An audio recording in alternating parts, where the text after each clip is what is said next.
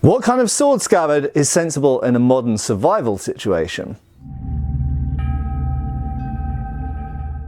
Hi folks, Matt Easton here, Schola Gladiatoria. Now this firmly fits within the what if category of videos for sure, but unfortunately we do live in troubled times. We've lived in troubled times for a few years now through wars, pandemics and various other things, and these kind of times do make me question all sorts of things about my own fragility of existence, and I'm sure lots of you have thought about it as well. We've thought about stockpiling certain things, whether it's toilet rolls or paracetamol. And indeed, many of us also think about if we have to move, if we have to get on the move, if we have to protect our resources, what we protect, what's valuable to us, what's important to have lots of in reserve, where we're going to get things like fuel and water and things like this. And this is a sword channel rather than a survival channel, but it does also make me think about if I am going to resort to edged weapons, and I am going to talk about what many of you would regard as more practical edged weapons as well, what type of scabbards are actually practical. And this is something when I'm often looking at historical swords, I don't really question necessarily the context, as it were, of their scabbards, because, you know, just a long sword pretty much has a wooden cord, leather covered scabbard. A 19th century military sword pretty much, most of the time anyway, has a steel scabbard, although we will look at exceptions to that.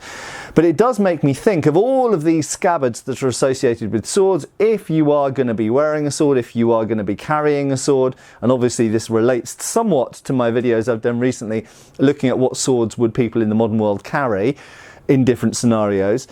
What type of scabbards actually make sense in the modern world, in the sorts of situations we might find ourselves in? So the first thing really that spurred me into making this video was the fact that I did start thinking, okay, which of my swords is most serviceable, is sharpest, is the best made, the most durable, has the typical sorts of things we talk about on this channel, a combination of length, cut and thrust, hand protection, good grip, blah, blah, blah, all of the typical kind of martial artsy stuff, shall we call it. But which of those swords actually, if I have to grab it right now and go on the move for whatever reason, evacuate this kind of situation, which sword is actually, in practical terms, the one that I would actually take if I can only take one, if I can only wear and carry one? And one of the first things I came to realise was that steel scabbards have a really big plus and a really big couple of minuses, in fact a few minuses, which we'll talk about here. Now, what is the really big plus? Quite simply, durability and strength. And this is why 19th century swords particularly, kind of 18th century as well to a degree, although there was a transition to steel and brass scabbards in the 18th century, and they were pretty much the norm, the standard, certainly for cavalry in the 19th century. Now, and indeed in the 20th as well. Now, why is that? Durability, okay, just strength and durability. Military forces who their primary, one of their primary concerns was to provide equipment that was durable for the soldiers. And I've talked about this in previous videos. You can even apply it to firearms. Things like battle rifles and things like the types of pistols which are selected for military use and bought by governments with government taxpayer money have to be durable, okay? They have to be tough, and very often, if you compare obviously a battle rifle to a target rifle, in times past, if we go back to World War I, for example, I own and shoot a World War I rifle, they are overbuilt, they're deliberately overbuilt to make them more durable. They need to be thrown around, bashed against things, abused by the soldiers, and it was no different to swords. So scabbards, and this is actually referred to in the middle of the 19th century in British texts, talking about what type of equipment to give to Indian soldiers in British service, and they talk about scabbards. Now, one of the downsides of steel scabbards that was cited was that they blunt the blade. This can be mitigated, and one of the ways of mitigating it is putting a wooden or leather lining inside the scabbard, and then the throat up here, the opening where the blade comes out of, on British swords is usually either made of brass or what's known as German silver, which is a soft alloy. Basically, it's softer than the edge of the blade, so it won't dull the blade. So you can mitigate that problem, but that is one of the problems of steel scabbards. But there are other ones. What are the other problems? Well, actually, it's the other problems which are what immediately put me off thinking I would go for one of the swords which is housed in a steel scabbard. And one of those is visibility. Okay, now this was something particularly which they tried to counter in the Boer War at the end of the 19th century and beginning of the 20th, and also in World War I, by painting them. So that gets over that problem. You can cover it with leather as well, you can paint it.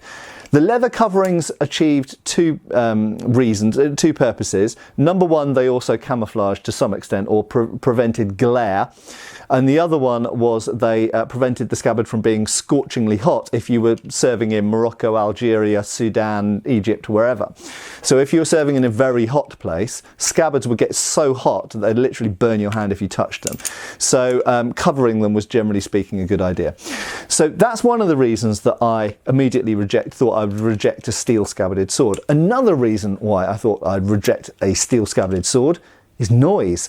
Now, that's something which was important in the 19th century. So it was noted that 19th century cavalry, you could hear them coming often before you could see them coming. Okay, now if you're in a desert and you had a telescope, you might see a glint off scabbards or helmets or whatever in the distance, and that might give it away. You might see a dust cloud from the horses. These were common things to see. But very often you could hear the clank, clank, clank, clank, clank as these scabbards jangled, rattling the sabre, as they jangled along on all their fixtures and fittings, and often banged against the stirrups or the spurs or the other equipment if they were attached to the saddle directly, just jangling against the scabbard and doing this the whole time.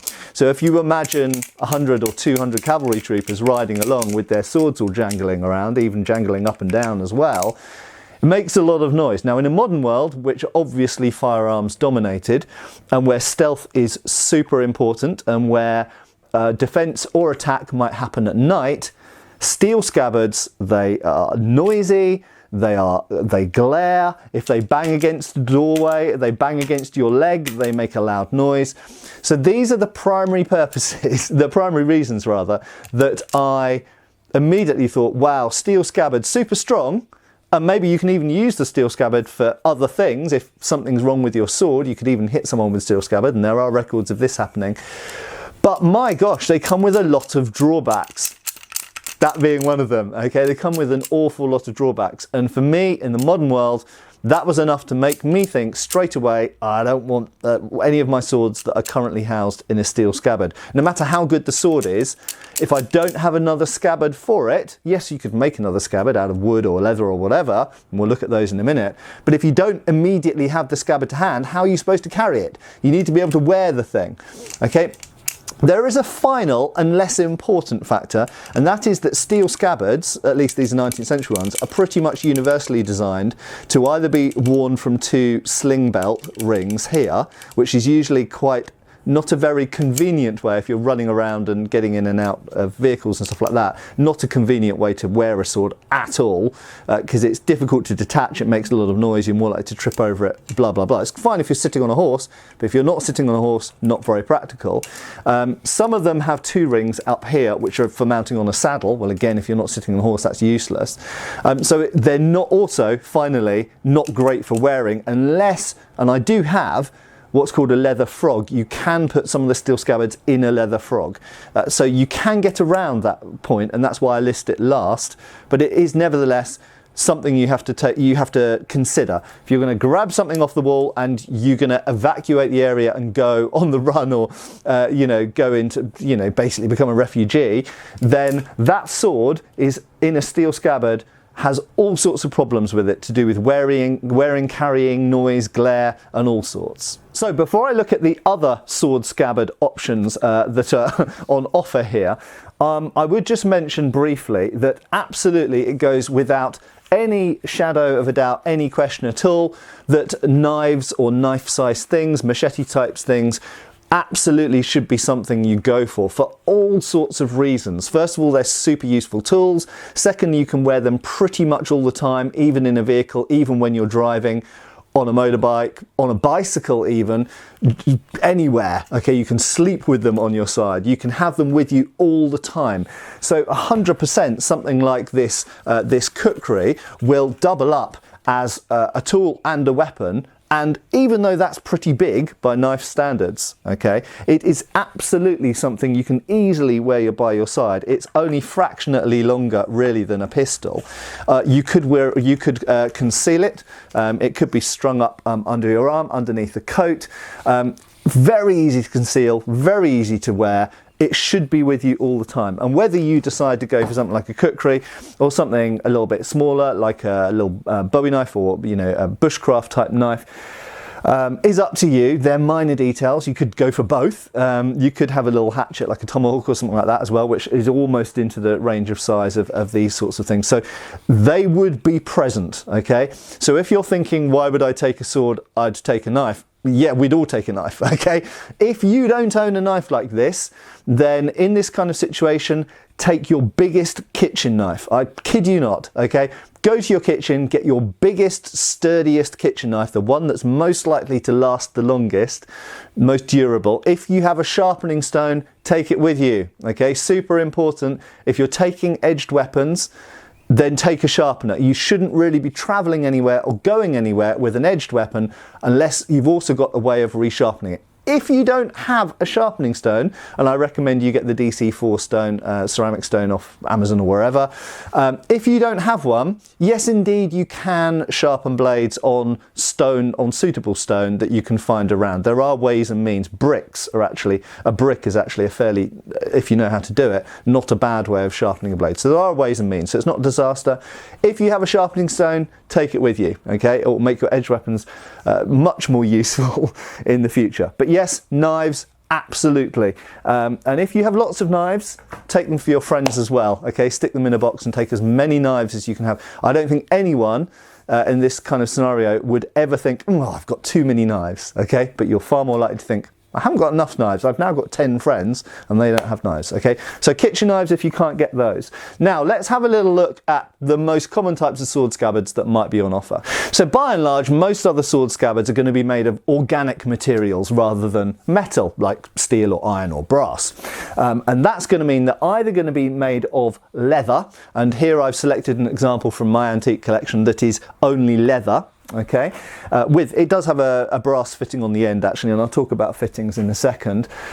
Or it's going to be a wooden lined scabbard. Okay, so this is the only difference between these is that this has a wooden core, this doesn't. Now that's actually quite a big difference.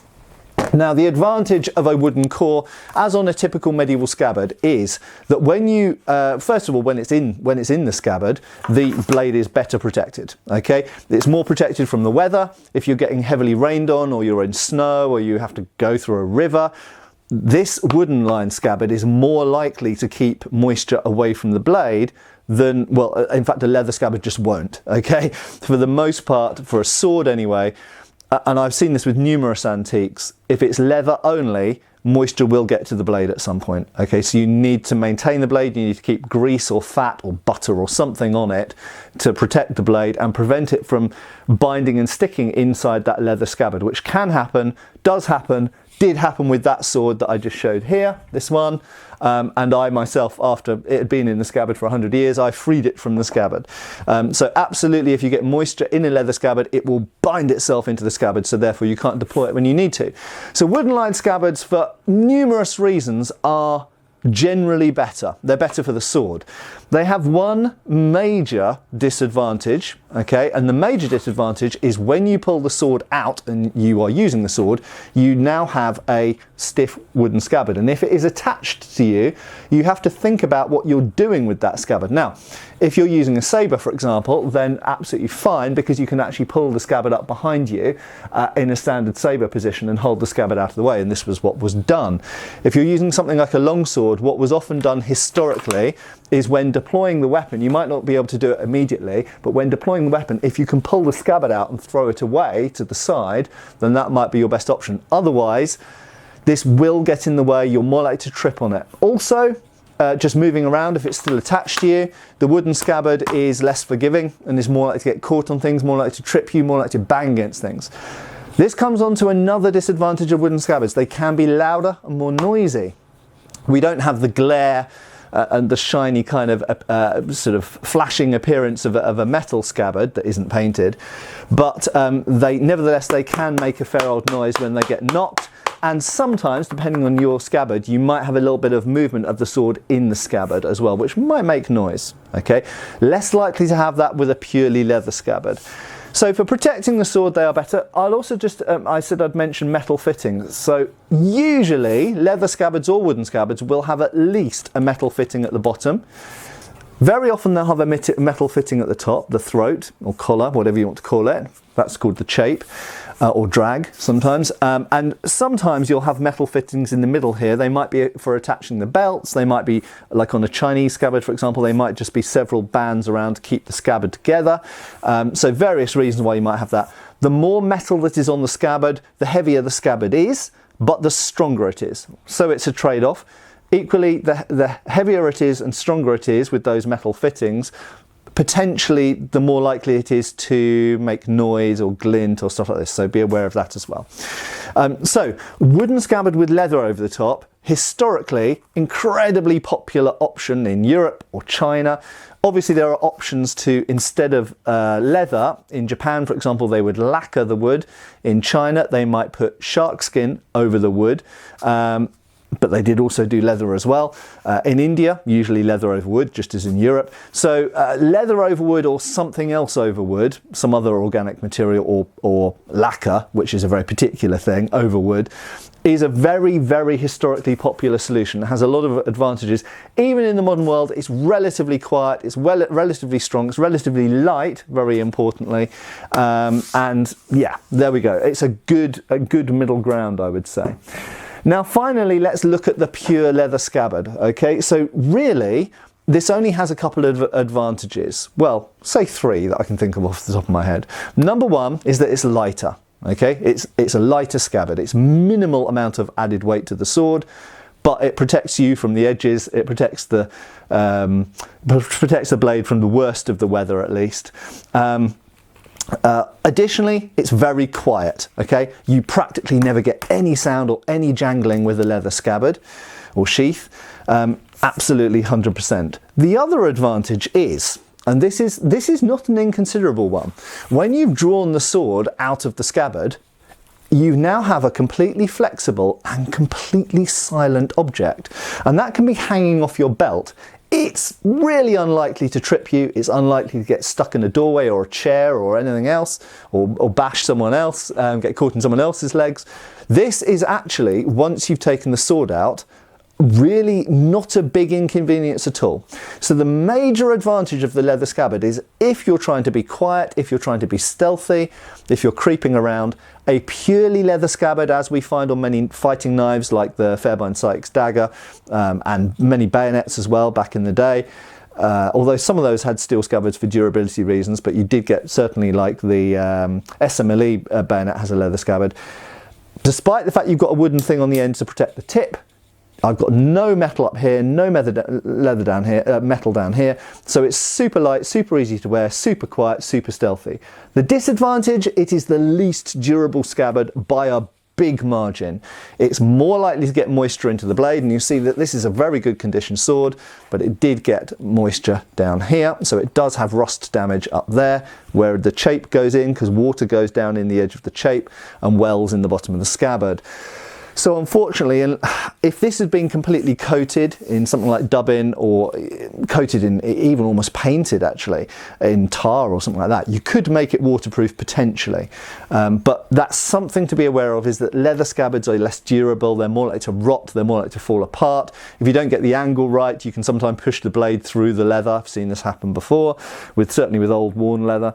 So they do have durability issues, but in terms of lightness, stealth, quietness, and convenience of carrying, and how convenient they are once you pull the sword out and they just don't get in the way, fantastic.